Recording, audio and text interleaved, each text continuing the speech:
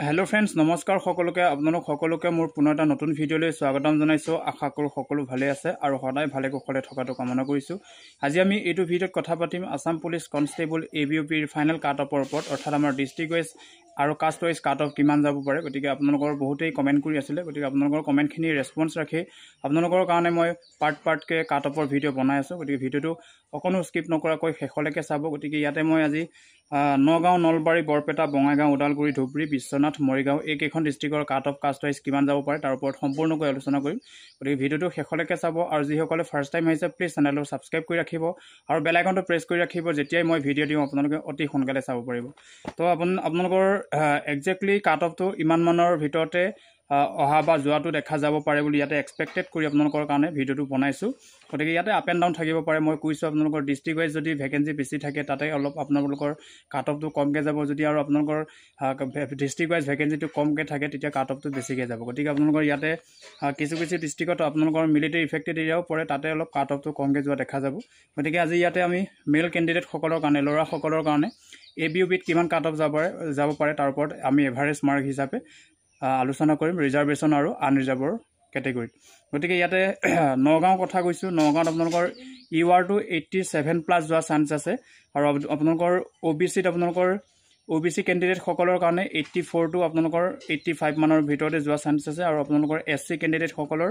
83 বা 84 মান যোৱা চান্স আছে বাকি আপোনালোকৰ এসটিপি ক্যান্ডিডেট সকলৰ 85 মান যোৱা চান্স আছে বাকি আপোনালোকৰ ইয়াতে এসটিএইচ ক্যান্ডিডেট যদি আছে 82 বা 83 মান যোৱা চান্স আছে আপোনালোকৰ ইয়াতে এবিৰ ইউআৰ টু আপোনালোকৰ 87 মান যোৱা চান্স আছে আপোনালোকৰ বাকি ইয়াতে নলবাৰী কথা কৈছো নলবাৰী আপোনালোকৰ ইউআৰ টু আপোনালোকৰ ইয়াতে 86 মানৰ পৰা যোৱা চান্স আছে আপোনালোকৰ ওবিসি আপোনালোকৰ ইয়াতে 84 এসটিপি আপোনালোকৰ 84 মানে যোৱা চান্স আছে আৰু এসসি সকলৰ কাৰণে 83 84 সেম অলপ যোৱা চান্স আছে বাকি আপোনালোকৰ যদি এসটিএইচ ক্যান্ডিডেট আছে তেওঁলোকৰ 81 83 মান যোৱা চান্স আছে বাকি বৰপেটা ডিস্ট্ৰিক্টৰ কথা কৈছো ইয়াতে ইউআৰ টু আপোনালোকৰ 86 মান যোৱা চান্স আছে ওবিসি সকলৰ কাৰণে 84 এসটিপি সকলৰ কাৰণে 85 মান যোৱা চান্স আছে ইয়াতে আপোনালোকৰ এসসি সকলৰ কাৰণে 83 আৰু আপোনালোকৰ যদি এসটিএইচ ক্যান্ডিডেট আছে আপোনালোকৰ কাৰণে ইয়াতে 83 মান ধৰি লৈছো তো বঙাইগাঁও কথা কৈছো ইয়াতে আপোনালোকৰ ইউআৰ টু 87 মান যোৱা চান্স আছে আপোনালোকৰ ওবিসি 85 মান যোৱা চান্স আছে 84 আপোনালোকৰ এসসি কাষ্টত যোৱা চান্স আছে এসটিপি সকলৰ কাৰণে সেম মাৰ্ক 84 মানে যোৱা চান্স আছে বা 84 বা 85 বাকি যদি এসটিএইচ আছে 83 মানত 82 বা 83 মানত আপোনালোকৰ আহিব পাৰে ইয়াতে ওদালগুৰি কথা কৈছো ওদালগুৰিৰ আপোনালোকৰ ইউআৰ টু 87 মান যোৱা চান্স আছে আৰু বাকি যি সকলৰ আমাৰ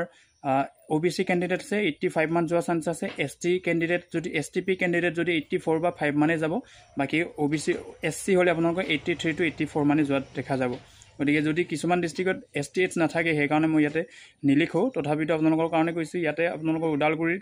এসটিএইচ যদিও 83 82 মানতে আহিব লাগে বাকি ধুবুৰীৰ কথা কৈছো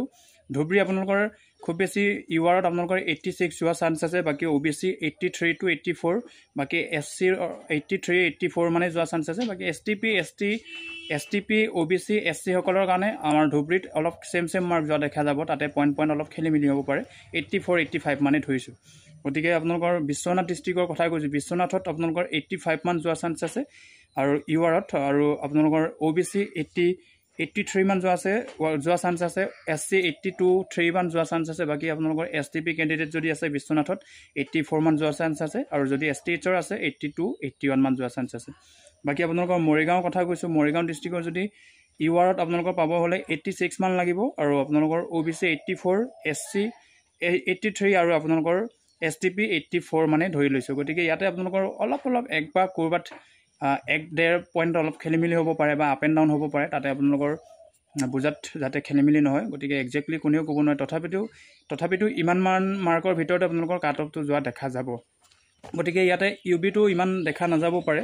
তো খুব বেছি আপোনালোকৰ যদি এইকেইখন ডিস্ট্ৰিক্টত যদি ইউবি কাৰণে এভাৰেজ হ'ব যেহেতু আপোনালোকে গম পাইছে এবিটোৰ লগত আপোনালোকৰ কাট অফটো ইউবিটো নিমিলে ইয়াতে এক্সট্ৰা মাৰ্ক ভাইভা আৰু আপোনালোকৰ একাডেমিক মাৰ্কটো ইয়াতে প্লাস কৰি দিয়া হয় কিছুমানে